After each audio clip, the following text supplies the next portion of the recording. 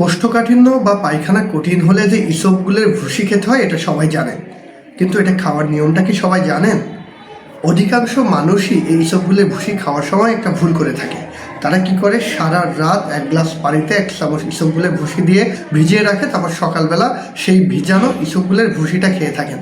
কিন্তু এটা সম্পূর্ণ একটা ভুল পদ্ধতি। এটা খেলে আপনার শরীরে কোনো উপকারী হয় না। প্রিয় দর্শক, আসসালামু আলাইকুম। আমি ডাক্তার মাসুদ। আজকে কথা বলবো প্রাকৃতিকভাবে পায়খানা কঠিন হওয়া বা কোষ্ঠকাঠিন্যের সমাধান সম্পর্কে। হ্যাঁ, কোষ্ঠকাঠিন্য হলে ইসবগুলের ভুসির বিকল্প কিছু নেই। ইসবগুলের ভুসি খেতে হবে, কিন্তু কিভাবে খাবেন?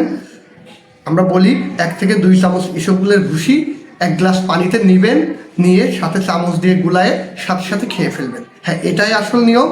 এইটা যদি আপনি ভিজিয়ে খান তাহলে এর কোনো পুষ্টিগুণ আপনি আর পাবেন না। তবে ইসবগুলের ভুসি আপনি যেটা করবেন, এটা আমরা বলি রাতের বেলা আপনারা এভাবে খাবেন, এবং এর পাশাপাশি কিছু অভ্যাস এবং কিছু দিক নির্দেশনা আমরা দিয়ে থাকি। আপনি কি করবেন?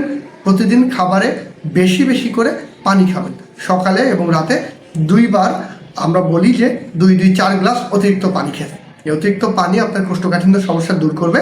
এবং আপনি যদি কোনো ওষুধ খেয়ে থাকেন, যে ওষুধের প্রভাবে কোষ্ঠকাঠিন্য হতে পারে, সেই ওষুধটাকে বন্ধ করে দিতে হবে।